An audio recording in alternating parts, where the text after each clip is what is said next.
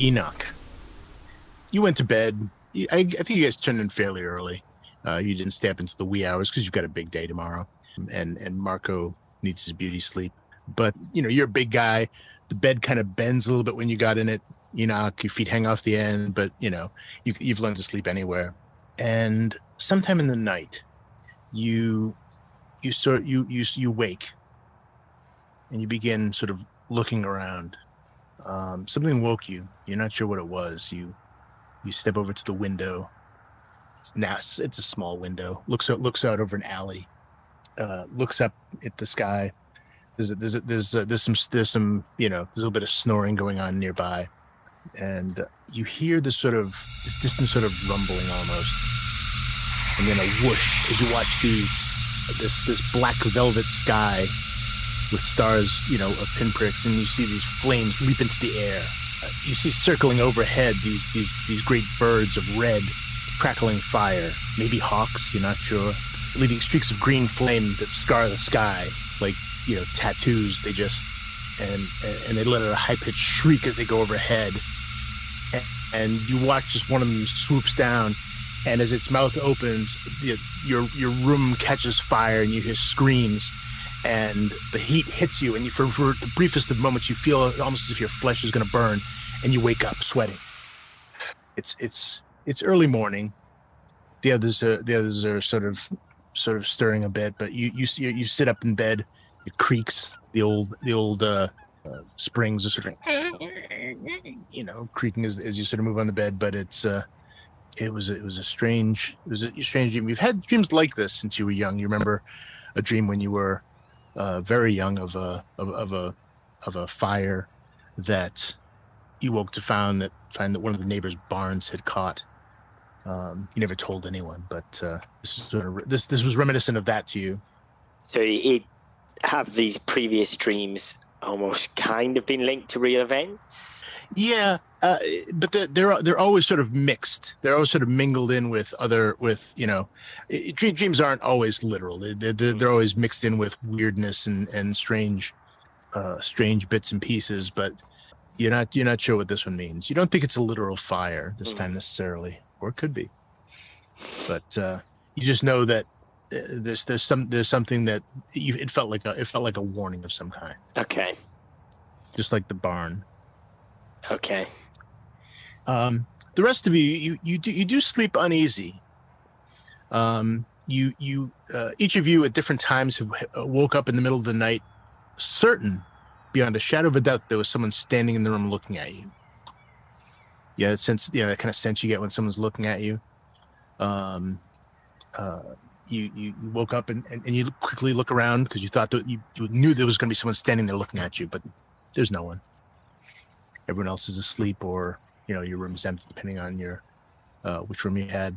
You get sleep, but there are breaks here and there due to this waking up 2 or 3 times in the night to this strange sensation. But by the time you all wake up, it is morning. There's a nice cool breeze coming in off the ocean. It's quiet outside, a stark contrast to the sort of festive atmosphere when you arrived. And so I guess we'll start with Marco. What is Marco's morning like at this point? Marco will kind of get up as soon as the alarm kind of goes off, phone alarm goes off. It almost goes off by one beep, and he's there pressing it off. Jumps out of bed, drops to the cold kind of marble floor. He's doing press ups. He's getting pumped. He's working himself up, stretching out, and then he's probably just going to take a bit of really important time, just kind of in the mirror, making sure he's looking the part, checking his hair, getting his shades on, just kind of taking a few poses and stuff. And then he'll kind of practice his intro a little bit. You kind of hear him. If anybody's kind of around, they keep hearing the. Hey, my name is Marco. My name is Marco Proudfoot with a Spektral Krew. You kind of keep hearing this kind of repeat, practicing his intro that he really wants to get right.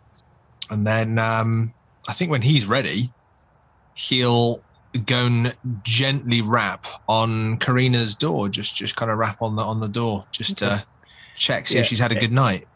Pretty much everyone heard that. Not only is there a fair space under the door, but the walls aren't that thick. So you all heard, that. And You've all known Marco long enough to know exactly what he was doing, so it's not a surprise.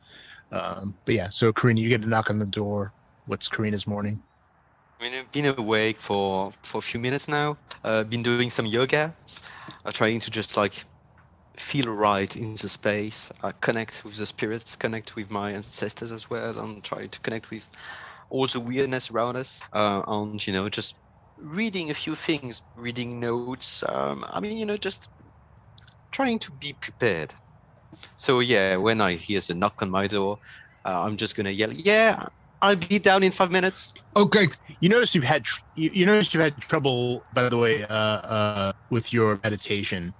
There's been this one of those big, heavy, thick black flies that's just been buzzing around you the whole time. It keeps landing on your skin, landing on your arm. Oh, so annoying. It's not biting you or anything. It's not a stinging fly, but it's just like it just keeps landing on you and landing on you and landing on you, and it's like you keep having to brush it away. By the time Marco comes a knocking. Okay, Corrina, take your time, darling. I'll wake the boys. And then I'll kind of go over to the boys' door. Instead of a gentle rap, it'll be like a proper dish, dish, dish kind of thud. Yeah. Oh, rise and shine. Come on. We got a program to make here. What am I, the only one doing this? Come on. Yeah, the three of you are not startled by this. This is the routine. You've done it dozens of times before in different towns throughout the United States. And a couple in Canada, one in Mexico, which was kind of a weird one, but this is this is normal. But you hear the bang. Is their door open? Did they lock their door? I try the door handle. I thought somebody else locked it. Wasn't me. All right, we'll say it's unlocked. So yeah, you just burst in. Yeah. Oh, rise and shine! What the hell? Morning, boss. Don't worry, the batteries are on charge. We're gonna be fine. Okay. Good work, Petey. Hyeon, Enoch, come on. Let's shake a leg, move a muscle. Come on, what's going on here? We've just had a night's sleep. We need to be out there. Come on, we've got a little boat ride ahead of us, huh? What does it look like I'm doing? And Hyeon's sort of like going around the room and he's unplugging all his equipment, making sure it's all charged. He's like getting rid of all the fiddly little European adapters and trying to push everything into a big bag. He's like, "What's it look like I'm doing, Marco? Come on, give us a break." I'm just busting your balls. Enoch. Come on, man. Yeah, Come on. Yeah, Marco, I'll be right there, man.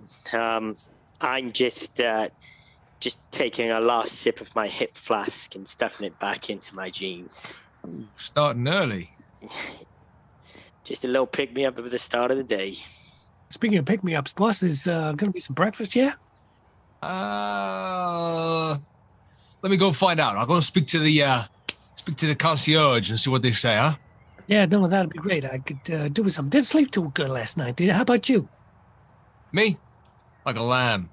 It's all right then, boss. You look good on the camera for us all, But yeah, if you can scramble up some scrambled eggs would be nice. But no. Don't push yourself out, boss. Hey, we'll see. But we got to get a wriggle on. Come on now. True. I'll trot off downstairs. So Marco heads down those narrow stairs where your shoulders almost touch as you walk down. They're steep. You reach the bottom, out into this sort of quaint, what do you call it? The lobby with plastic plants and that sort of thing. You see the old man standing, kind of behind the counter, and he sees you, and he points over to the side of the room, and you see these two folding card tables. Just the square, cheap card tables. On one is a tall stainless steel carafe with a bunch of paper cups and some non-dairy creamer and a bowl of sugar. On the other one are some scones, some bagels, a few other odds and ends, some butter in those little plastic containers, that kind of thing. Buongiorno. You have any fruit, bananas, apples? No fruit. Breakfast. And he points over at the table. You see, any eggs? Eggs. Scrambled eggs. No, sorry, no. Bagels. He looks a little anxious, like not nervous, but kind of rushed. He seems to be kind of busy. He said, sorry, no eggs. Just there is breakfast. Oh, yeah. Hey, Bagels, New Yorkers, huh? Bagels. It's your mother's milk. Ah, Sicily. Yeah. You okay? Oh, yeah, I'm fine. Busy day. We close early. Oh, okay. And you notice that the windows out front, the windows are already shuttered at this point. The main door is open, but one of the doors is closed. There's just sort of one sort of left partially open.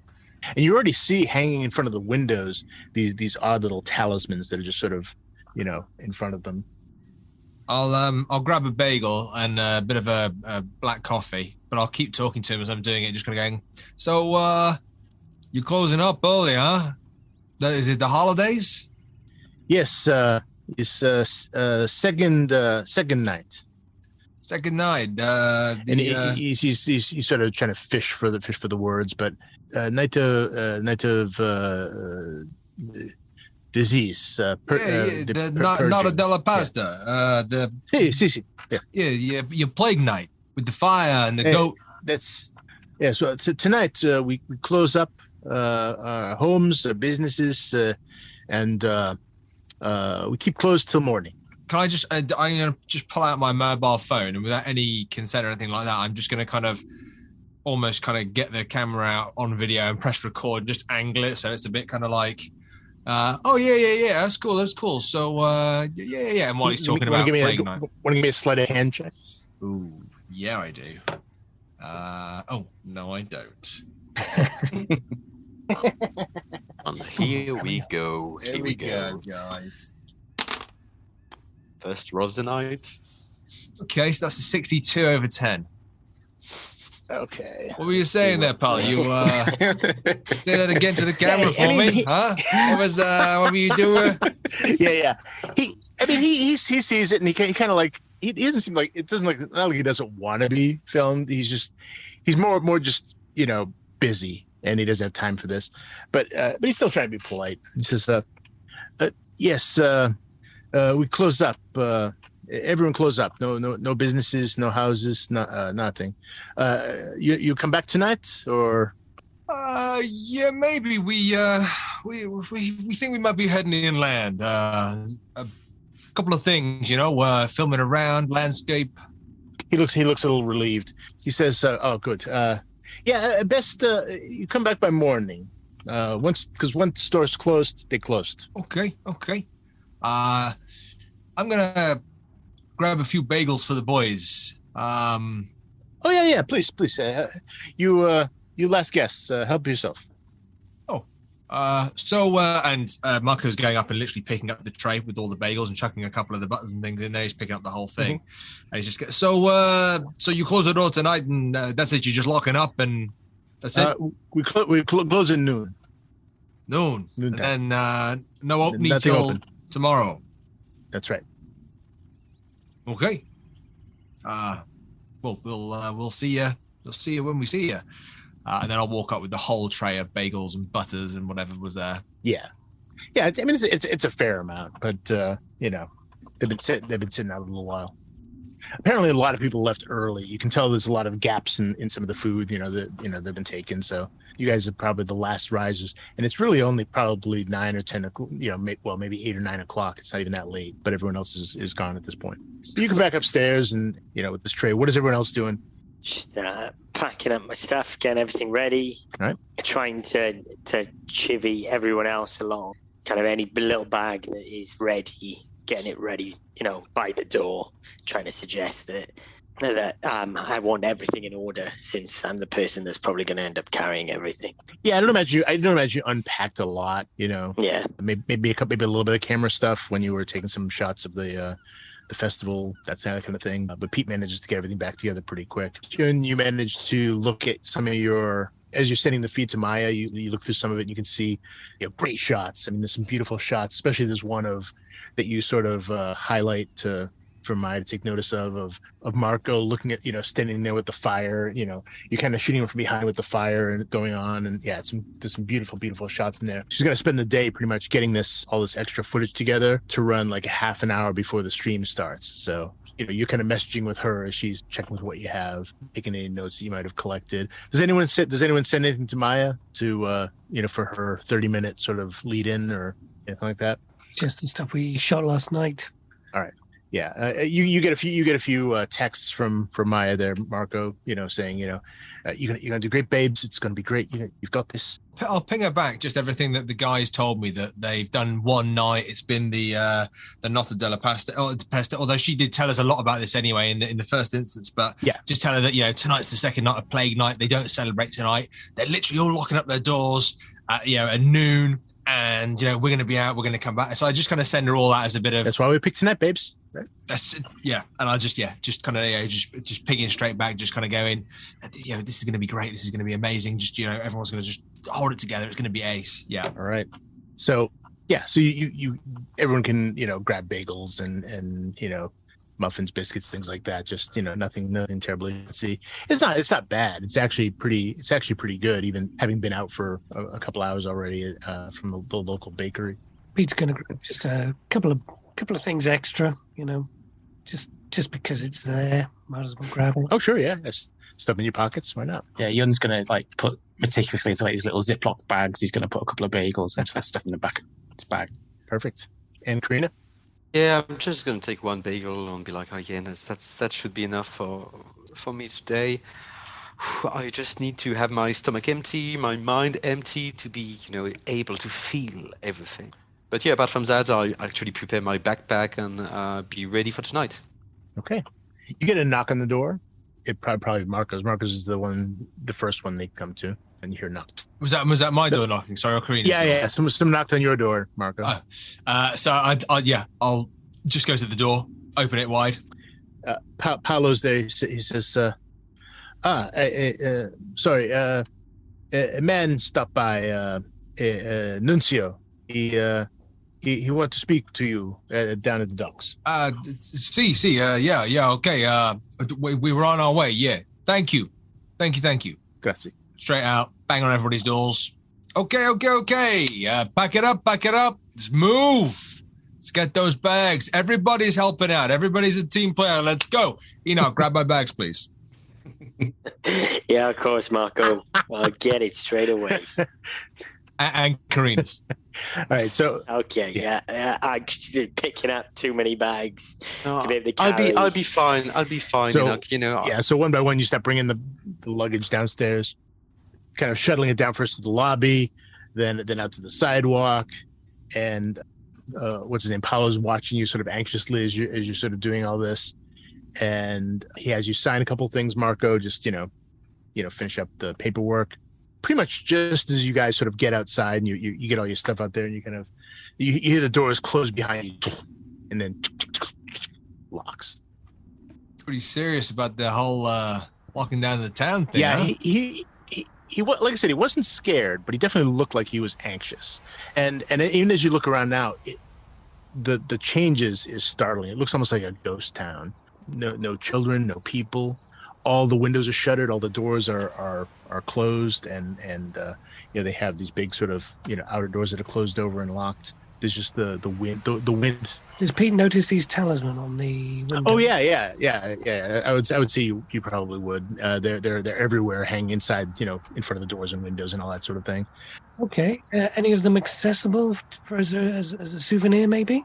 Sure. Yeah. Give me a sleight of hand. That is going to be. Makes a 47. Yes, 47 over 60. We know who the pickpocket is in this group. Yeah, it's like 60. Yeah, so I mean, between all the stuff moving around and Paolo being busy and all this other stuff, you managed to go over there, grab one. They're just held on with some thicker thread. You go doink, just falls off. Doink, drops right in your pocket, and no one's the wiser. Peter, you gonna take that? What? What? Take what, man? Oh, come on, man. You can't just roll into town. I mean, Americans have a bad rep here. You're going to do that? Come on, the guy just kicked us out of his hotel. I'm sure he wasn't checking point, and didn't give us a chance for no souvenirs. Whilst they're arguing, I'm just going to nudge Enoch and just give him the camera sign to film this. Okay. And then as he starts filming, I'm going to go, oh, whoa, what's going on here? Hyeon, what's your problem? What's going on? Hey, I'm not doing this. And I'm just sort of going to walk off a little bit. Oh, okay, Pete, what's going on with you? What's going on? Hey, boss, have you noticed all these really nice talisman and stuff like that? I think they really take this stuff. nice and seriously, you know? Yeah, of course they take it seriously. It's noon and it's middle of, it's not even noon and they've locked down. They've locked down this whole town. Whatever they're doing here, the Plague Night 2.0, they take it seriously. I wonder why, though. Why do they spend so much time closing their doors to everyone? It's a little bit odd, isn't it? Hey, it's Lots of stuff goes on behind closed doors that people don't want to know about, but as much as we got odd. our thing to investigate, let's be honest. There could be paranormal experiences, activities. It could be happening right here, right in this town. They've locked their doors right out here on these streets where we're standing right now, and I'm looking right in the camera as I'm kind of saying this. Tonight, spirit could be standing exactly where I'm standing right now. Cut. Yeah, good. And cut.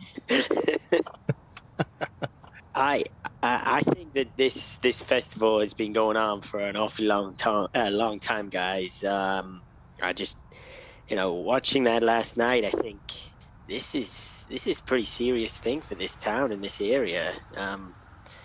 And I think we need to get that across if we can, especially when we go over to the island. This is a big deal. Yeah, no, they'll make a great lead-in, great bit of setup footage. Be great. It'll be a bit of a, puff filler kind of building up to the big event.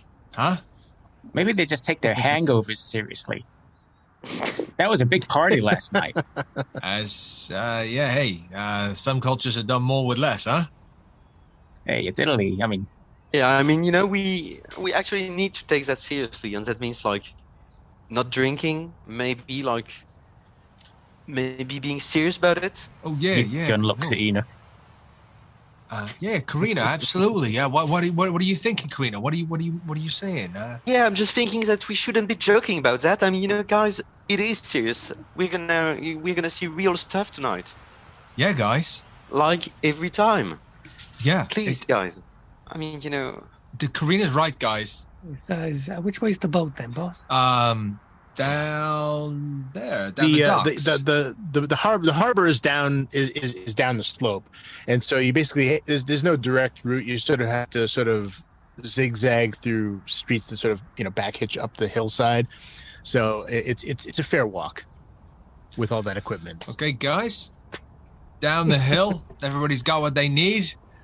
The rolling stone catches the worm. Let's go. All right, let's go, boss. All right, so everyone loads up with what they can carry, except for, of course, Marco and Corrina, which basically means that probably Enoch and Enoch, Pete, and Hyeon are carrying the majority of it. Is it hot? Oh, it's still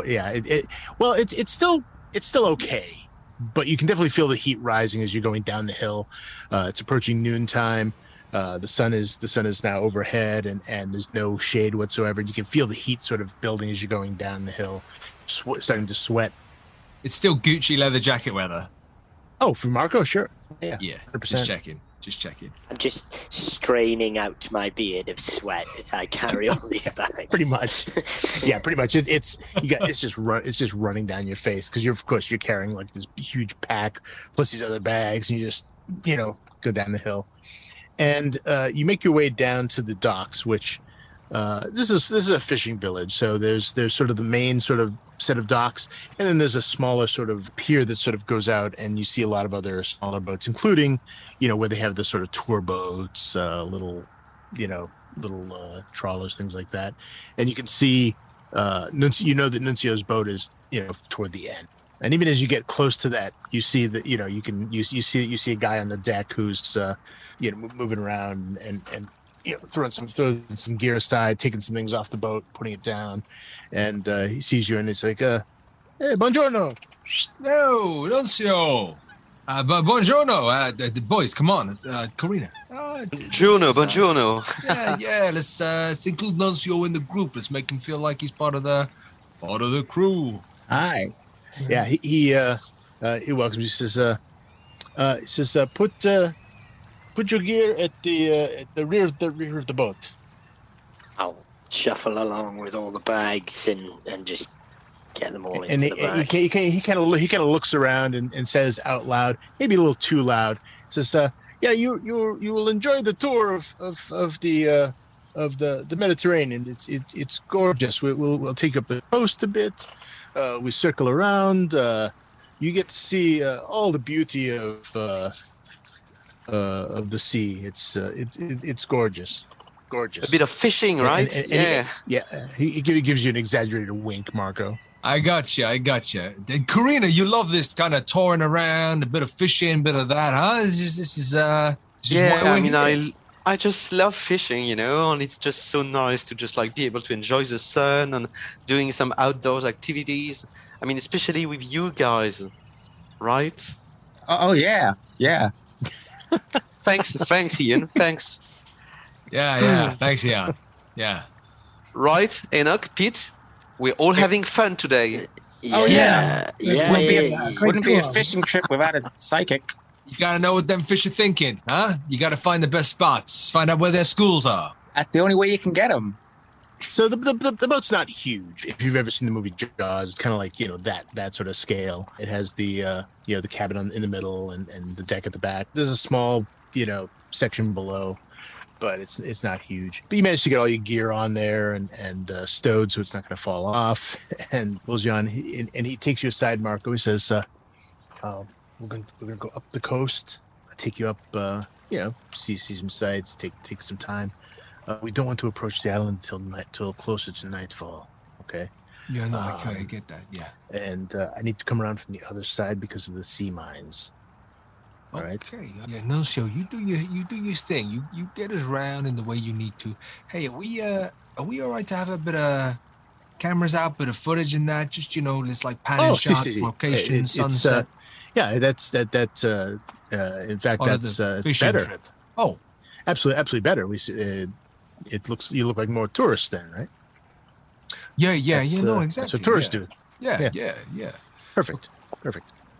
Nuncio, you don't mind being on camera, right? No, not at all. He we don't have to just like hide your face or he anything like that. He kind of licks his hand and That's the spirit. That's great, Nuncio. That's great. Yeah, I mean he's kind of an older guy, probably in his 40s. His skin is it's darker and definitely has a kind of leathery quality to it. He spent a lot of time in the sun and the ocean. These are sea miles he has on him, and his hair is kind of black with some salt and pepper still straggly, kind of sticks out in different angles at the top. So when he kind of does that, what it does is it sort of just makes like one little patch that's flat, and all the rest of it's still kind of sticking out at weird angles. He's got lots of scars on his hand, his forearms. Everyone, give me a spot hidden. I got a 61 over a 60, so why don't I just spend 1 luck and make it a success? You could spend luck. Yeah. Why don't you spend 40 luck? Make it extreme. Hard success. I've got a regular success, 33 over 50. I've failed with 87 over 40. Okay. Regular success, 36 over 60 for Pete. Okay. That's 1 failure, 1 hard success. Okay. Well, anyway, basically, anyone who did a normal success. I mean, he's not trying to hide it, but you notice that in addition to some of his other tattoos, which a lot of them are sort of nautical looking, there's a few floral ones. There's one on his upper arm, that's like just below the sleeve that you see pop out every now and again, and it looks like some kind of Latin written sort of in kind of a scroll, almost like a serpentine shape that kind of goes around the arm. Can I do a psychology roll to just see if I get a bit of a feeling for whether we can trust him? Yeah, absolutely. Can I try maybe an occult roll to know if that reminds me of something? Yeah. Does anyone speak Latin? I don't remember. No, I don't. Oh, well. I've got Italian. That's a modernized Latin. I'm sure that works. Yeah. No, I don't have any Latin. I got a 55 for a 60, so just a regular success on psychology. Obviously, he seems a little bit kind of nervous, but that's normal, right? He's taking you guys to an island the government says you can't go to. He's taking a little bit of a risk here, his level of nervousness does not fall out of that norm, that you would expect. Let's put it that way. Cool. Your coat roll? Yeah, I failed it, so I don't recognize anything, I guess. Yeah, I mean, it could be something occult, but then again, so many people, they see something cool in a magazine or in a book, and they just get a tattoo. They have no idea what it is. I mean, how many people have, Chinese symbols, tattooed on that might mean like, bread or, something that they have no idea what it means. they just put it on because it looks cool. Can I try something a bit more subtle than these two? Oh, sure. Yeah, absolutely. Oh, Nuncio, the ink on your arm. What's this here? He let's see what you're pointing to and say, so yeah, is prayer.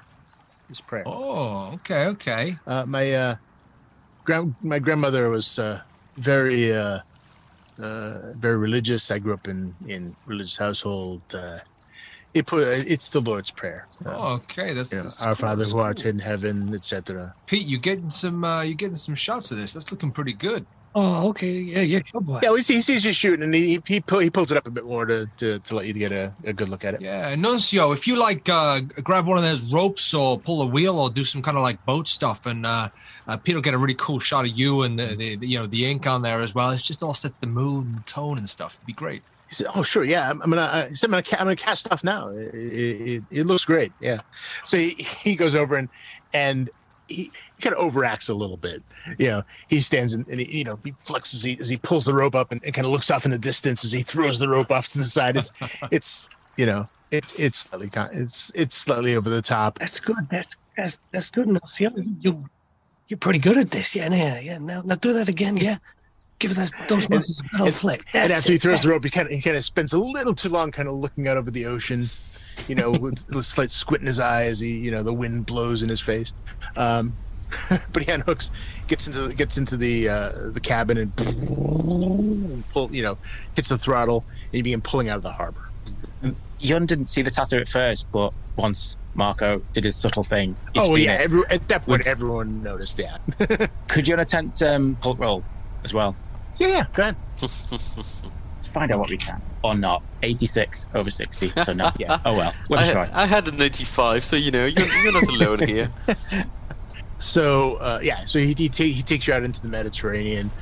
You see the town of Perla, behind you, and it's quite picturesque as it sort of weaves its way up this hillside, and you see the chapel at the top. You begin kind of making your way out into the sea. Moving up along the coast. Pete's getting shots of that shrinking. Yeah, and you're moving up along the coast.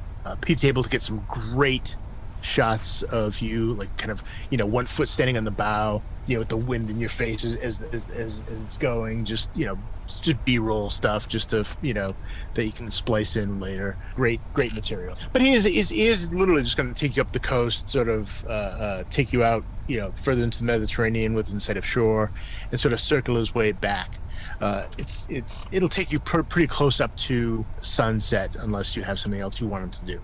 If there's some downtime, Pete's going to have a little look at this talisman that he managed to half-inch off the hotel. The talisman is surprisingly ornate. It's not long before you realize that it's more like a locket. It has because it's kind of has some thickness to it, right? And it looks like it's made out of maybe brass or bronze. And you kind of notice the seam and a little hinge on the side, and you prop it open, and this dust kind of falls out. It blows away in the wind. Oh, that wasn't important. Hey, you, come have a look at this. What? Why did you take it just to break it? I don't understand. Come on, we get some shots of this on the island. It look really good, Mysteriously, a talisman appears out of nowhere. That's the kind of thing we're gonna have. Or maybe a ghost broke it out of anger. Didn't want us on the island. But look at it. What do you know about this stuff? Is this like a general sort of protection thing? Or, yeah, Hyeon, why don't you give me an occult roll? Might do better this time. I do. 36 out of 60. Okay. Success. Yeah, I mean, it's you're familiar with talismans and fetishes and those sort of little protective charms. There's still a little bit of residue. It looks like some kind of ash. So there might have been something burned and put in there, or it could have been, I don't know if you want to tell Pete this, but it could have been like the ashes of someone's ancestor, like a relative or loved one that they put in there to help protect the home. That's up to you if you want to share that little, gem with them. But it's consistent with many such things you've seen around the world. Some of the outside though is very interesting. Some of it you see it looks Roman, but other looks like nothing you've seen before. Okay. I mean, Hyun's character is described as honest to the point of being annoying. So he is going to say to Pete, he's going to say, it's probably just someone's ashes. Oh, no, what? No, it's incense or something like that, I mean, hey, it could be, but...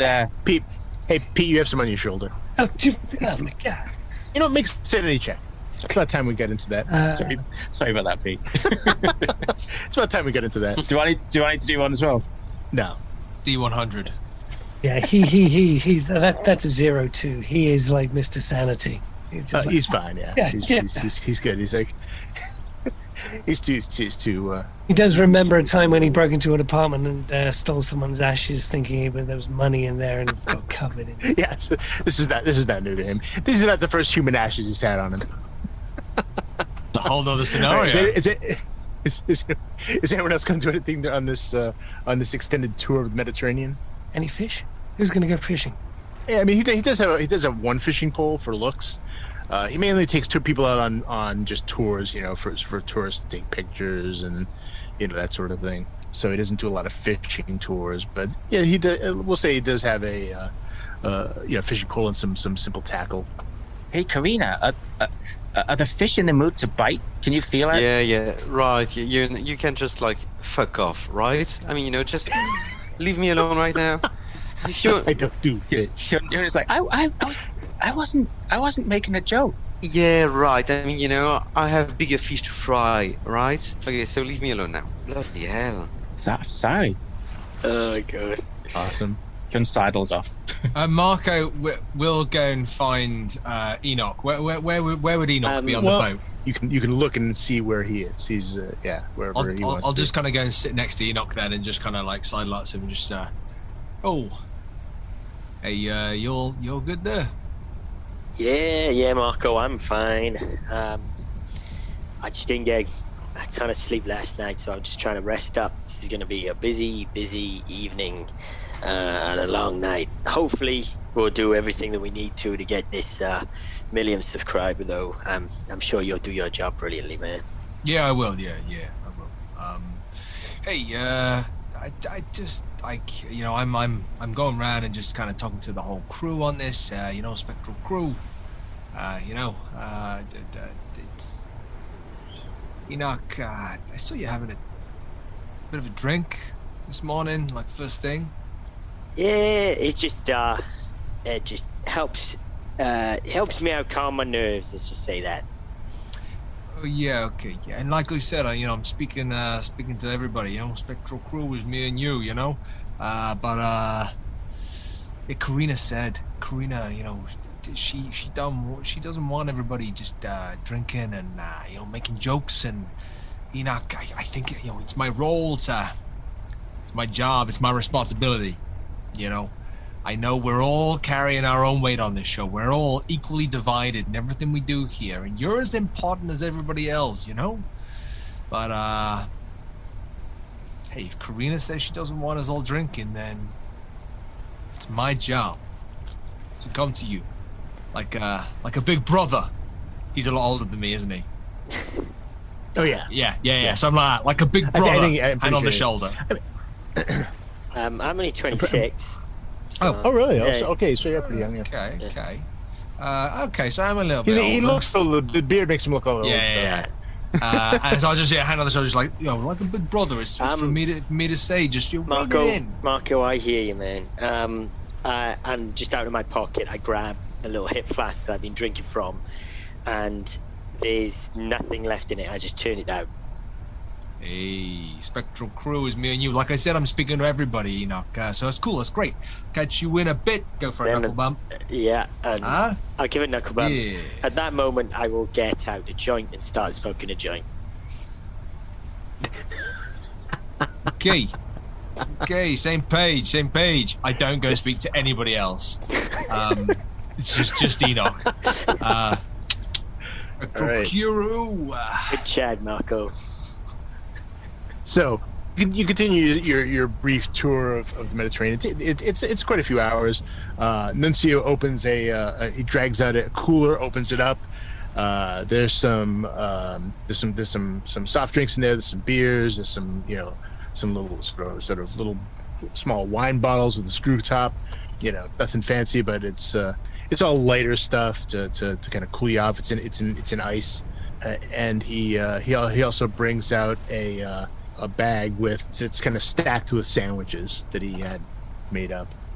It says, "Maya, I thought you might need a little pick me up before we get there." Oh, it's amazing. This is great. Thank you so much, Nuncio. I mean, grazie mille. Of course. 2 quick things. I'm going to go and grab a soft drink. I'm going to grab one of the small bottles of wine. I'm going over to Enoch and I'm giving him the soft drink. And then I'm pouring myself a glass of wine. And I'm just going to sit back down. All right. Fair enough. All in all, it's a beautiful day. You spend some time sort of in this long sort of tour of the Mediterranean. The boat is just giving a beautiful breeze, the smell of salt. It's in so many ways idyllic, despite the sort of rickety nature of the boat. But unless anyone wants to do anything else, we can sort of skip. Are there fishing rods? Do we have fishing rods? Just one. There's one. He's primarily he primarily does sightseeing tours.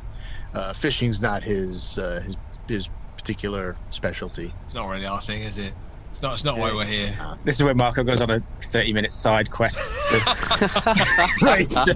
find a trout. Oh, I got a marlin! Look at this thing! Look at this thing! I'm just gonna stay inside the boat. Endless dexterity rolls. The rod and tackle that he has will not handle a marlin. I'll tell you that. Definitely not. I'm pretty sure we have some food, we have a drink, and we're all just getting ready. I mean, you basically just spend a nice day traveling around. As the Summit said, he's already sort of making his way back. Everyone, give me spot hidden checks. Ooh, 27 out of 40. 35. Okay. I'm looking for a hard success. I got 47 over 60, so just regular. Yeah, normal success as well. 58 over 50. Okay. Fail. I'll spend 8 luck. Okay. So you to get make that hard. All right. Yeah. So everyone else is going about their business. They're sipping their cold drinks, enjoying the sight. I mean, it is gorgeous. This is probably one of the best ghost hunting expeditions you've done yet. Just up till now, it's just it's beautiful. Hyeon, you're sort of off the back. You're double checking some of your uplinks, your software. You're making sure your rig is working, and you're looking off the back of the boat, and just on the horizon, you see another boat. You don't think too much of it. You go back to your thing. It's Mediterranean. There are sightseeing boats all over the place. There are yachts. There's all kinds of sea traffic. You look up an hour or two later, and it's still there. Another hour, still there.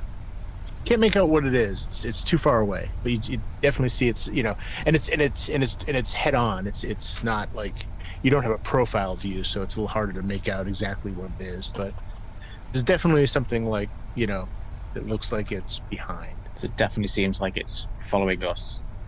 Well, it's going in the same direction as you, let's say. Okay. Yeah. Is it enough? Following might make too many presumptions. Yeah. So I guess it's probably not enough for him to want to mention it to the others if he's not thinking much of it. So he keeps still, and he just sort of makes it mental. Yeah. I mean, you do see a lot of other boats here and there, but just this particular one you noticed, is taking more or less the same basic route. And to be fair, it's a beautiful route. You're going up the coast. You circle a couple islands, you make your way back down, and even as the sun is beginning to set, this gorgeous view of the sunset, low in the Mediterranean, and you begin to make your way towards Isola di Melamente. As you begin to get in closer, Nuncio says, all right, we're about 30 minutes out. All right, we should be able to make our way to the drop-off point. I drop you off. I come back just before dawn, and everything works out. I will wait until just before sunrise, but I'd rather not be there after that. Yeah, there's patrol boats all over this area. But Nuncio, you're not coming with us on the island? No. He crosses himself. Oh, well, I thought that you might have like a few things that you could show us and stuff like that. You went on the island before, right? Well, I sent. I brought some people here to set up the equipment. But yourself, you never set foot on the island? One or two times. I prefer not to. Yeah. Besides, we don't want the boat. We don't want the boat sitting on shore too long. Of course. Risks getting a spot. No, I understand. I mean, you must be, quite sensible to spirits as well, aren't you? I tell you, this is serious business. You all may. You and I, Nuncio. I mean, I really do think it is serious business. Look, we'll take care. We'll take care. If I get caught, I go to jail. I lose my boat. You guys, you probably get what's the word? Extradited by the United States government. You're probably fine. You may write a book or something. I don't know, but I don't want to lose my boat. Gently, I'm gonna put my hand on his shoulder, and I'm gonna be like, "You might lose your boat. I don't want to lose my boat, but we might lose our souls." Okay. Just think about it, Nuncio. Think about it. Okay. And he sort of goes back to his wheel and the throttle. Just as she's just said, Corrina's just said that beautiful kind of line there, and Pete's kind of filming this whole thing, and everybody's kind of there. Enoch's there with the backup camera, and everything's kind of there. But Marco can't resist being a part of this amazing moment, so he just kind of walks up, hands either side of Corrina's shoulders. Corrina, look at the island, huh? What you see, what you feel. Talk to the camera. Tell us. And Pete, the light is gorgeous. The sun is now low in the sky. It's approaching setting. Golden hour. It's beautiful reds and ambers. Yeah. Oh yeah. It's perfect. It's perfect. All the crewers that are watching, Corrina, you tell them what you feel. I'm gonna turn to the camera and I'm gonna say, Sinister's time ahead of us tonight. Tonight is gonna be a unique moment, and no one will come out of it the same. We will be different by tomorrow morning. That's all I can say right now. Okay, cut. Yeah, that's good. And cut. Yeah, will be different. That's really good. Huh? 1 million subscribers different. Crewers. Corrina. Ah, Marco, that's you. Pete, that was probably some of the best stuff you've ever shot. That was gorgeous. You stood up on the island. We were getting it's over. He begins slowing down as you get closer, and the island is sort of, the island is beginning to grow on the horizon now. And Nuncio says, there are mines all around Isola di Melamente that date back to World War II, when it was used as a radio listening post, first by German forces and later by... Coal mines? 10 mines? What sort of stuff did they mine here? Sea mines. Bombs. He's talking about bombs. Bombs? Yeah. But Pete, it's cool. It's Nuncio, he knows them like the back of his hand, huh? Just think about... see. You don't Everyone want give me to a spot hidden? bang, Yon's like, but this laptop's so expensive. 70 over 50 for me, I'm afraid. Okay. Yeah, failure for me. 34 over 40, so I passed regular. Yeah, I got a regular success, 44 over 60. Okay. And any successes, and you notice that maybe about 10 meters off the side of the boat, you see a couple little spikes sticking out of the water as you see this mine sort of floating up at the surface as you sort of pass, it sort of bobs near the surface and just briefly breaks the surface for a moment. he continues on. The way he's talking, it almost feels like he's sort of settled into his sort of touristy, description out of habit almost. Like he's done, like he's said this thing, like he's said this a million times. The mines were supposedly disarmed after the war, but at least 2 ships who strayed too close were crippled by previously undiscovered mines. Since the invention of GPS, the mines have been plotted in the area. Areas of risk clearly identified, and as you near the shore, you can see that there are indeed 2 large shipwrecks, mostly submerged, but near the edge of the big island. Hey, we gotta get a shot of those. Don't worry, I'm already on it. You're gonna be passing pretty close to them. They'll be off the port side as you pass. Nuncio, is there any the shipwrecks? Any? There's probably some report of haunted spirits, ghosts, trapped souls reaching out. Is that a thing with the shipwrecks? Oh, always with shipwrecks. The souls who are trapped by the sea never rest. Hey, so maybe if maybe we could clean up with a bit of return footage, on the way back. Maybe we come back to shipwrecks after being there, making our way through the mines. This could be a good feed out, good play out in the credits, Gotcha. Yeah. Yeah, I don't know, Marcus. That's not the main thing. I think that we can have so many other things that we can show the viewers tonight. Hey, I agree with Corrina. I think, guys, it's too much. It's a good suggestion, guys, but I think we'll probably just pull it back for now, and we'll just focus on the main island is what we're going to do. Yeah, good thought, guys, but, I'm going to have to veto this one. Okay, boss. Yeah, whatever you need. Whatever you need. So Nuncio continues piloting his boat, and every now and then he'll turn like a little bit away, he'll turn back, and he's taking sort of this sort of zigzagging circuitous route toward the island. And occasionally you'll spot a little one of the spikes of one of these old sort of World War II era sea mines above the surface.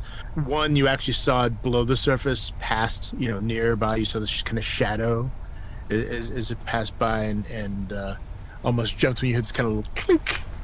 It turned out to be something that Pete dropped, and you begin sort of making your Sorry, God. ding, and finally you begin coming up toward the coast of the small island on the southern edge. There's like this sort of rocky, sort of broken beach. There's a few remnants of some of the old sort of concrete defenses that they would set up during World War II to prevent landing craft, that sort of thing, but they're mostly broken up and disintegrated at this point. But there's sort of a grinding as the hull sort of goes up against the sand and comes to a stop. He throttles down and he says, "Okay, here we are," and he points up to the lighthouse that you can see on the hill above you. He says, "All of the equipment is in the lighthouse has been hooked up to your English friend's request. You find 3 spools of optical cable in the radio room. You can get to the lighthouse at the top of those stairs." Okay, thanks very much. This is much appreciated. Yeah, he says, "Oh, hey," and he takes out a key on a small little metal ring, and he offers it to whoever wants to grab it. Hyeon will take it, and he's like, "Yeah, Maya told us about the plug and play. Thanks for setting that up. I mean, sounds great." Yeah, it's no problem. It says I will be back just before dawn, so make sure you're down here on the beach ready to go. We will. Thank you, Nuncio. We don't want to be seen, right? Yeah, of course. Real damn Dude, good. just before dawn, we got it. We're gonna have fun and games. We're gonna make history for the Spektral Krew. And so, Nuncio, when you say before dawn, you mean like 6 o'clock, something like that? Actually, dawn. Let's see, when is dawn around here? Pick up a 6 a.m. It says on the post. Yeah, pick him. Oh, you don't mean like there's someone called Dawn who's gonna be before us? Sunrise is at 6:28 local time, so he's gonna be back around 6 a.m. Sounds good. 6 a.m. It'll be light enough to see where you're going, but not too bright where you're gonna reflect any sunlight. And he says, quick, you get to unload, and he's kind of looking around. Yeah. No, we'll get this off the boat as quick Get as the we stuff can. off the boat as quick as we can. Yeah. Enoch, Yeah. bags. I'm gonna take my own backpack, but on jump. Yeah, I'll grab all the bags. I've got a bunch of stuff, a bunch of gear to give everyone just for the whole trip. So I'm just gonna start dishing some of that out, like Right. some head cams and all of those kind of things, so that they're ready. Right. I've got a few glow sticks for everyone as well, so they can all have their own glow sticks if we need them for specific shots. Yeah, and these are sort of the big sort of industrial glow sticks, like a Cave diving kind of equipment. fairly good size, so they'll give off quite a bit of light. All right, so yeah, you begin loading the stuff off onto the beach. Nuncio helps you grab some of the stuff, and As Hyeon steps off the boat, can you take a look back to see if that boat is still on the horizon? yeah, give me a spot hidden. 41 out of 40. Worth one look? Bend that low. Go on. Yeah, Go on. Let's do that. So, at first you don't see anything, and then you notice that there's this one little dark, sort of just in the horizon. It's kind of hard to tell because it's to the west, and that's where the sunset is. So you're kind of like having to shade your eyes. But you do notice that there is something moving. It looks like it's not coming towards you. It looks like it's moving off to the south, but it's not coming your way. Okay. So, what time is it right now? Like 10 p.m., something like that? 11 p.m.? 7:55, isn't it? Yeah, Is it's pretty close. It's probably about 7:45. You're about 10 minutes before sunset. Actually, no, wait. It's a little bit earlier than that. It's probably about 7 p.m. Okay. Sounds You good. have less than an hour before the sun goes down completely. Okay, Hyeon, shall we check out the lighthouse and see what gives? Yeah, sure. I mean, we got to get a hustle on. We got a stream to do in like 2 hours. We do. Hyeon, you might want to do that. Pete, where did we say we were going to record the intro? I mean, like we're on the little island here. Do we wait until we get to the main island? Because here, with the lighthouse there, and then you can see the main island in the back. Do we do that here, or do we wait until we're over there? I was thinking, boss, we do a piece of camera right out here saying, and just pointing out to, this is the bridge of death that we're going to cross live. Well, hey, no, I've got my script, man. I got my lines. Excellent. Good. Well, why don't we got to get a shot of Nuno driving off, right? Yeah. Just to show we're all alone, and then the Weeping Bridge. I mean, I thought that sounded kind of creepy. Maybe start from there. Okay, so yeah, I like it. I like what you're saying. So, PD, camera on. Nuncio, just give it a minute before you go. Just one sec. See, and he's looking around nervously. All right, let me scoot up to the top of the lighthout. I get a really good shot down. The shot we want, Pete. You You got get the the key boat. It's in a rock. Yeah. I mean, yeah. Okay, let's go. Petey, the shot you want. We're gonna stay down here. The shot you get from up there is you get the boat going off. You get the desolate isolation of the ocean. You pan back. You see me. You see Enoch. You see Corrina standing there. It's gotta be one shot so people know that we're genuinely alone on the island, huh? Gotcha, boss. Gotcha. Okay, let's go. And Pete's going to disappear off.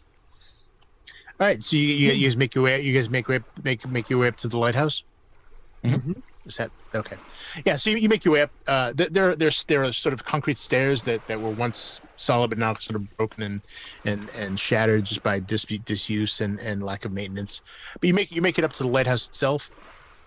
I do kind of nudge Corrina. I'm like, do you think that Corrina, the shot should be us outside the lighthouse or us inside the lighthouse? What do you think that? Like, what are you feeling? What do you feel? How does it make you feel? Are you feeling anything? I mean, I'm feeling something, but I feel like, it's not clear yet. I feel like, we are still away from trouble. But it's getting thick now, this feeling of unease. But, we'll get there. We'll get there, Marco. I can feel that, it's gonna get tense. We're gonna do this. This is gonna happen. I hear what you're saying. 1 million subscribers. Yeah. I can tell you tonight, I mean, so many things are going to happen. I can feel it already. I mean, it is a place full of history, full of despair. So many things must have happened here. So much suffering. God, it's But- beautiful. I mean, I need to shake it off, and we're going to do it. It's going to be great, Marco. And that's because of you. That's because of the rest of the team. That's because of Enoch. That's because of you. That's because of Pete. We're going to do great. We're going to do great tonight. Spektral Krew is me and you. It's all of us. We got this. Illuminated by the setting sun. It almost looks like it's orange from the sunlight. It stands atop the sort of rocky southern shore of this secondary island, and it looks like it's made of pale stone. It's heavily weathered, but it looks pretty solid. There's no breaks in it, and it looks like it's as solid as when it was built centuries ago. There's a small attached brick building that's still standing, though its roof is drooping slightly with age. Most of the glass in the lantern deck is surprisingly intact, and you can see the silhouette of an old World War II era radio antenna within. It's good. There's a stout metal door that bears a yellow and black sign that reads "Ingresso Vietato," which basically translates to "Do not enter." Marco, you'd obviously recognize that.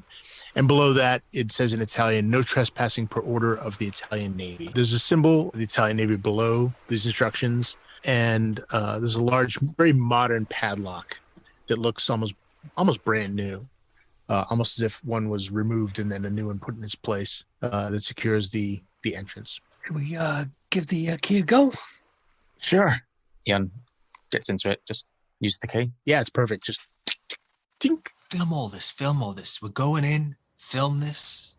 On the head cams. I undo the padlock and then just gently push the door open. A little look inside. Door opens, and there's a musty smell of someplace that hasn't been lived in for a long time. Stepping through the doorway is like stepping into the past.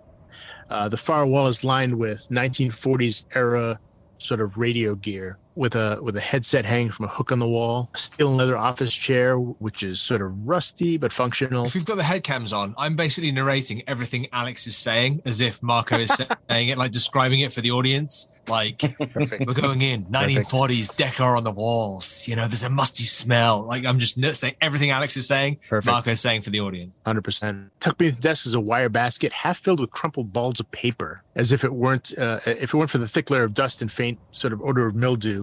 The place might have been closed yesterday. Does that look like there's any power? You haven't turned anything on yet, but you were assured there would be. And actually, when you look to the left, you see that there's about half dozen deep cycle marine batteries set up, Cool. and a box on top that you presume is an inverter. Yeah, and you can see this to the left when you look at the door. You can see the base of the lighthouse and the sort of circular staircase leading up through the tower. The stairs appear to be intact. Pete's going to scoot up there, see if he can line up a shot for the boat down the two standing on the ground. Okay. I'm going to stay down here and I'm going to try and patch in and turn all the power on. Okay, Hyeon. Okay, Corrina, Enoch, we got to be up for the shot. Where are we going? We're going up. Petey's getting the shot of the boat leaving, then he's going to pan around and we're going to be there in the shot. We need it to be a one shot. We need people to know that we are alone on the island. At the top of the lighthouse. Top of the lighthouse. Okay. All right. So you guys quickly go through the doorway, start going up the stairs. They creak, but they don't feel like they're gonna fall or anything. And you make it up to the lantern deck, which is covered with dust like below, but the radio antenna looks in good shape. There are two sets of cables that are hooked into it, new ones that look like they've been hooked up recently that lead back down to the lower area. And there are two doors, all glass doors that open up onto the sort of surrounding walkway. Okay, Pete's going to stick a camera out of the nearest window and try and get a shot of. Yeah, you can literally just open the door and step out onto the little catwalk, and you can see Nuncio's ship as it's sort of moving. Find it up. The sunset off to the side and the boat being illuminated by it. It's a beautiful shot. Get it, then pan it down. See Marco, Corrina, Enoch. Get all nice. Then give them the thumbs up. Now we're all done. Yeah, it's gorgeous. And so, Hyeon, you know what to do. You need to set up your cellular router. It'll provide a strong Wi-Fi signal You'll need to set up a couple of repeaters here and there, but you know where to put them. There's no big deal there. And everything is as you were told. Everything looks like it's set up and ready to go. Plug and play. You check the voltage. Everything looks good. It'd probably take you about maybe half an hour just to set everything up and make sure everything's working. But that's going to take up most of your time, as you sort of do that. What is everyone else going to be doing while Hyeon is sort of preoccupied getting the uplink ready so that you can actually live stream from here? Hey Marco, you wanna just give Maya a bell back and just let her know that everything's all ready? Yeah. Okay. Have I got signal? Unfortunately, I have no signal yet. You will once Hyeon finishes setting it up. Okay. Nothing yet. Going as fast as I can, guys. Give me a break. Hyeon, come on, man. We gotta get filming. We gotta get this material out there. There's no point in filming if it don't end up nowhere. Honestly, under his breath, he's like, no shit. Under my breath, I'm like, little shit. Can I do a listen roll? No, it's all right. Can I do a listen roll? If you haven't heard him this time, you probably heard him before. But yeah, so Hyeon is getting that set up. You can see that there's a trail that leads away from here, and even from here you can make out the bridge that crosses the between the two little islands. It's gonna say standing there, especially with Enoch and Corrina and having that shot. There was the shot of Nuncio leaving with the boat, and then Pete pulls the camera around. And there's the three of us. We're not necessarily looking at the camera. What we're doing is we're looking at the bigger island behind us on the other side of the Willow Bridge. Sorry, the what was it? The Weeping Bridge. Weeping Bridge. The Weeping Bridge. So looking at the Weeping Bridge and then looking at the bigger island. That's kind of where the three of us were. And then when the camera kind of goes off, Hyeon shouts out about getting things ready. Enoch talks about getting the phone. There is just looking out though. What do we see there for that first time? Really looking at what's on the other side of the island and or on the bridge. Yeah, so what you can see from where you are is, especially from the point of view of the lighthouse, you can see the bridge clearly as it crosses the sort of little narrow gap of water between these two, the large island and this little small secondary island. Can't make out much detail at this range, but it's definitely being illuminated by the setting sun behind you at this point. And above the trees and other foliage, you can see the main sort of tall tower and the upper floors of the hospital. The St. Roche's Hospital, which you just make out over the top. Give me anyone who's up there looking. Give me spot hidden rolls. Nope, 73 out of 60. I figure. Oh well, 98. So no, it's a failure. 11 out of 50. Oh, okay. So Marco, as you're looking, you're looking for, you're just doing the whole sort of, picking out the scenery that you're looking at for the shots, what's going to look great, and as you sort of pan over to the right of where you see the hospital, you see that the sun is illuminating this thin sort of trail of smoke rising from somewhere on the island. It looks like it's probably due east of the hospital, maybe give or take, maybe a little bit, a little bit further on, a little northeast. But you see this trail of smoke rising. Oh, hey, you see that? Look at the hospital there. Just due east. Hey, Petey, zoom in with your camera. What do we got there? You tell us. Can you see that little trail of smoke there? I didn't see nothing, boss. Where? No, there. It's not it's not the hospital. It's like a little bit east of the hospital. It's getting dark. I don't see anything. Does Pete see it now? Yeah, once you point it out, it's okay. No, you can see there. Corrina, there. He'll try and zoom as much as he can in with his camera and try and keep it as steady as possible. Yeah, it's definitely smoke rising. It's not a lot. It's not like there's a forest fire or anything like that. But it's more like like you might see from a campfire, perhaps, or maybe the remnants of a campfire. Both of you give me an idea. Well, it's behind trees, so you really don't see anything like that. Both of you made idea rolls. Yeah. Ooh. Yep. 33. Oh, actually, that's a hard success. I got a 33 out of 75. Wow, I got a 34 out of 50. You're cleverer than I am. Pretty smart. Well, you get the same thing, just slightly after Pete. But you think that might be where the cremation pit is that you've heard of. And it's marked on the map. There's supposedly a cremation pit where they burned bodies of the ill and infirmed and the diseased, and it looks like it might be coming from that direction. Hey, boss, you don't think somebody's actually trying to do a cremation right now, do you? I mean, that's a good idea. We set someone on fire in there. Maybe it's the souls of the dead coming back. Yeah, the cremation pit. Hey, look, I mean, I didn't think anyone was going to be here. We're on lockdown on this island. I don't know. Could be a balloon come over, one of those fire balloons. Drops on the pit. You know what the festival was like last night. Carry stuff on the wind or something. Yeah, I'm just gonna turn towards Peter and be like, maybe we're not alone. Not anymore. And that's all. But and we got that on film. yeah, I mean, the point was to turn to Pete and be like, yeah. And we've got head cams on at this point, so everything has been recorded, isn't it? Yeah. Oh yeah. Yeah. So, and that's another thing as well. The head cam footage is not as high definition as the main camera. Yeah. But it's pretty good. Yeah. But I mean, I could switch the feed from one camera to another, right? Yes. Oh yeah, 100%. Well, and all this is getting fed to Maya, who can easily sort of do that at her end too. Yeah. So when you said about when Corrina says, we're not alone, and then Pete's there, kind of saying, is someone else doing a cremation? It's like, if there is someone else here, we gotta get them. We gotta find them. We gotta find out what they're doing here. That's a whole level of spooky on itself, right? I mean, Enoch, right, on the island.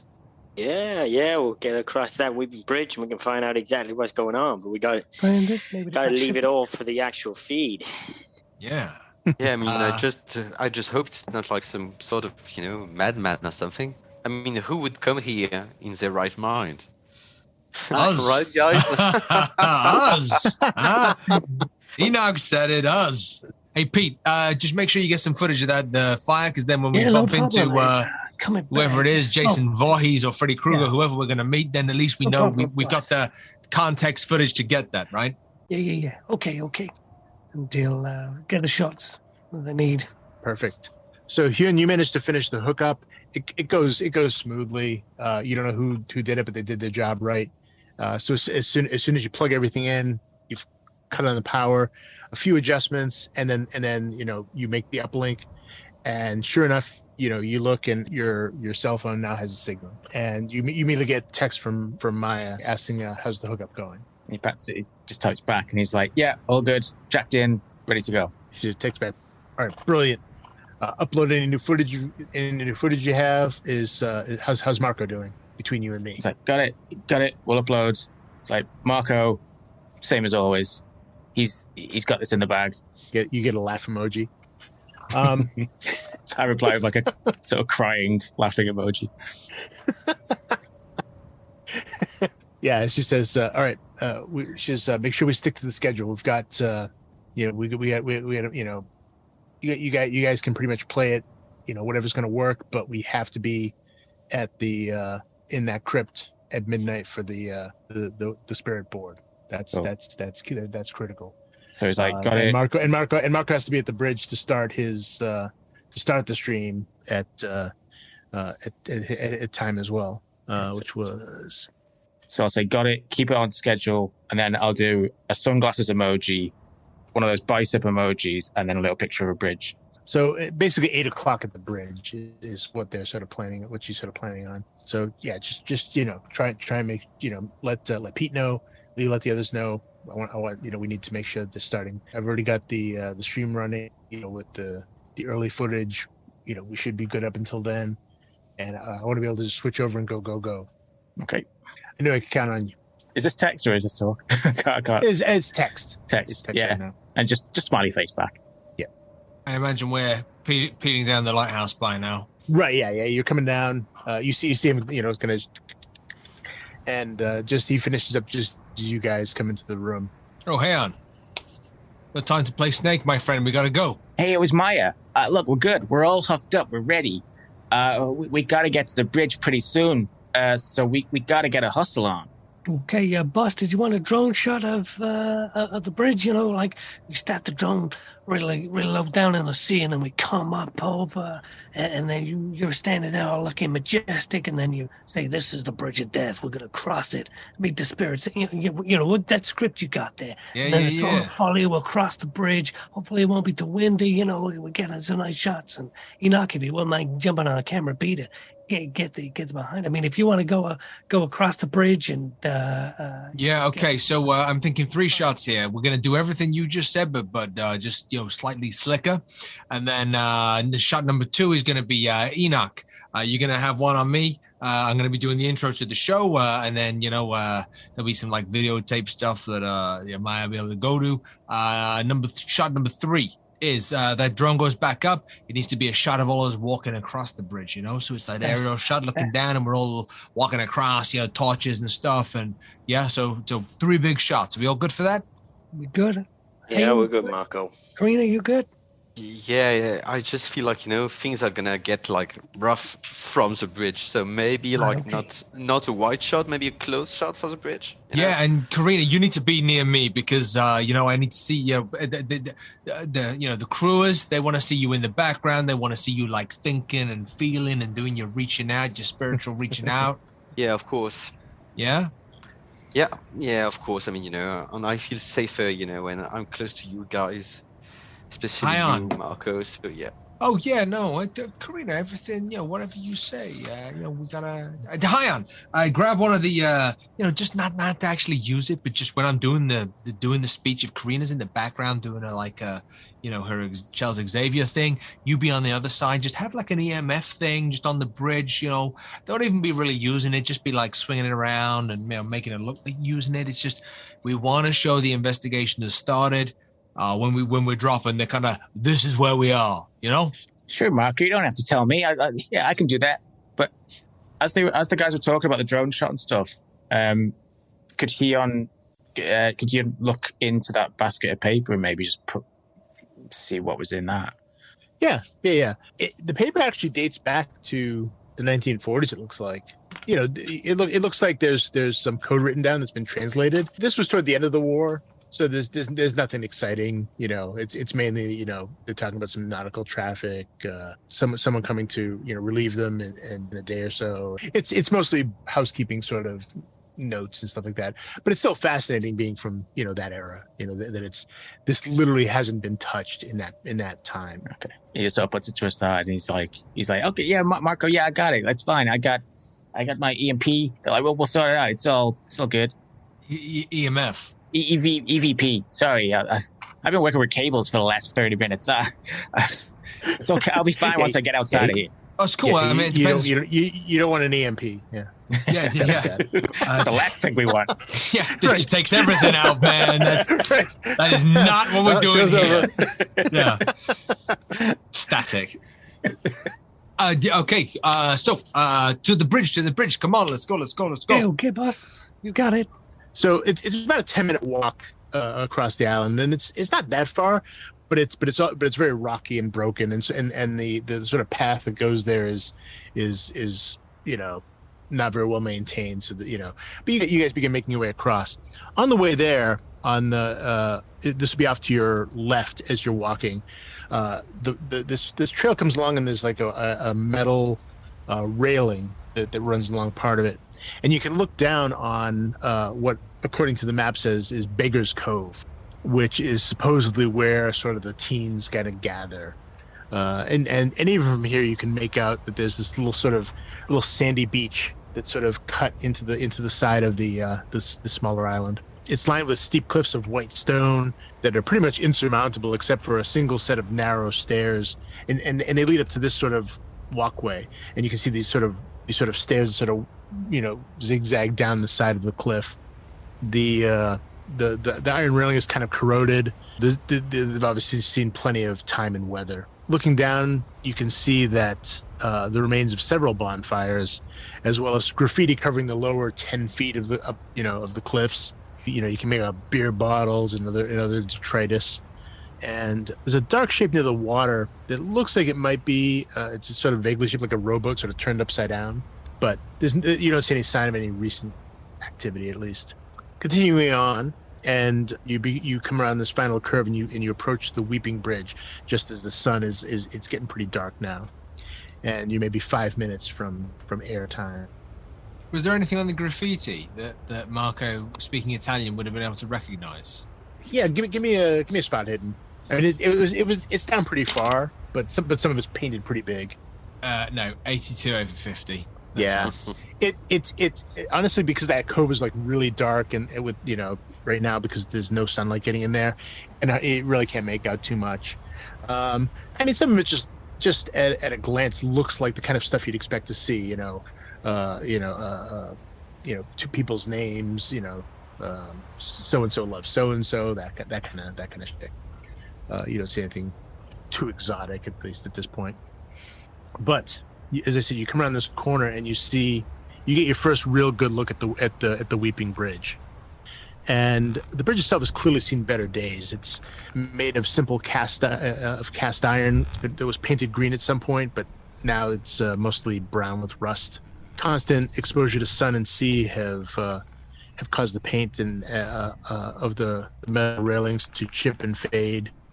The wooden planks of the surface are heavily weathered and bleached from sunlight, but they seem more or less intact. Hanging from the railings, however, there are dolls and other talismans, hundreds of them. Some are more modern plastic ones, while others are from ages past that appear to be made of porcelain, cloth, wood. Their eyes staring passively into the darkness. A few are complete dolls, but most are just, missing limbs or clothing, and some are just simply hollowed heads. They're just hanging there. Did you hear that, guys? Did you hear that? Hear what? Hear what? Pete.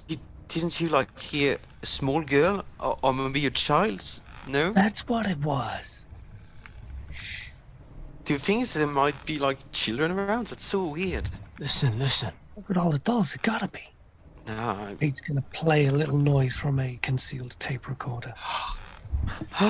Did you hear that, guys? Yeah, I heard that. Enoch, it's okay. Stop crying.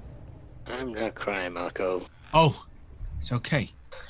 So as you're looking at this, you also notice that there are other more abstract creations, such as made of sticks and string and sinew and bones.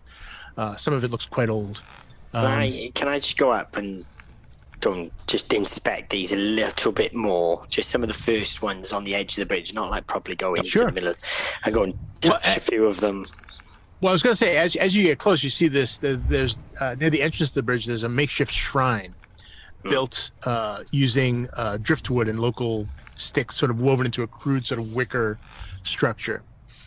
Within are laminated pictures depicting babies, toddlers that have faded over time.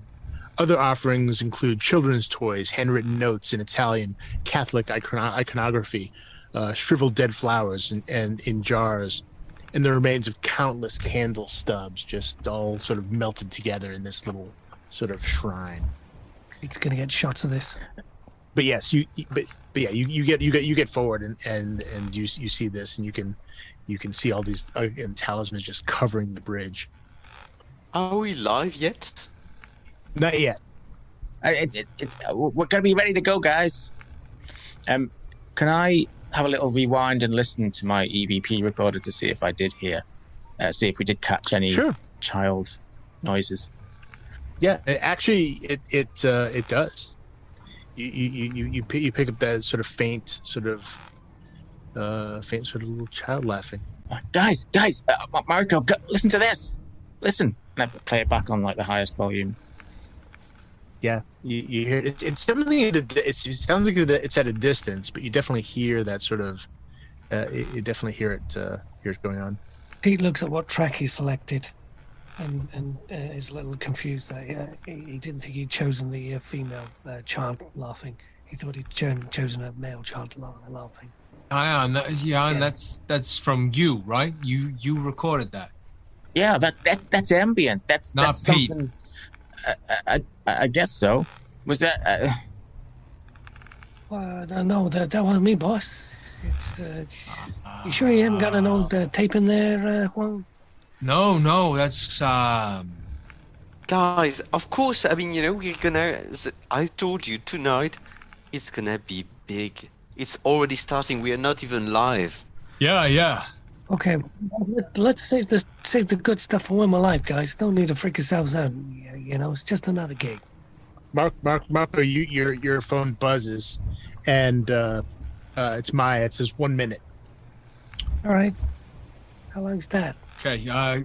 Guys, 1 minute. We gotta All right, get ourselves position. ready. Getting the auto key ready. Getting the laptop sorted. Okay. All Yeah. All right. What background do you have set up? Let's get Petey, I'm standing on the bridge. Corrina, No one's gonna come up, so it's gonna be. Enoch, Hyeon in the back doing your things. We got the wider bridge. I know we're gonna do the drones in that. Pete, you start on the shrine. Yeah, I start speaking. You slowly bring it up. You bring it up. It's me.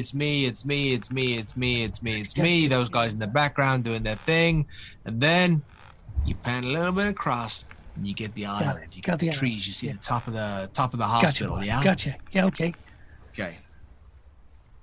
How long now? 30 seconds. Yeah. So you get it all set up. The sun is set. There's just red light from the afterglow. You're all standing around. It's getting ready to set up this countdown of 30 seconds. And Enoch, you're sort of watching this, feeling this, and you feel a tug on your clothes from down low somewhere. If you like the show and want to support the Miskatonic Playhouse, you can do this for as little as £1 on Coffee. That's ko-fi.com/Miskatonic Playhouse. And we would be incredibly thankful if you could take the time to leave a review wherever you listen to our podcast or watch our videos. You can also join us on Discord, Facebook, and other social media platforms via our website, www.miskatonicplayhouse.com, and through the links found in the show notes. Until next time, when the curtain rises again.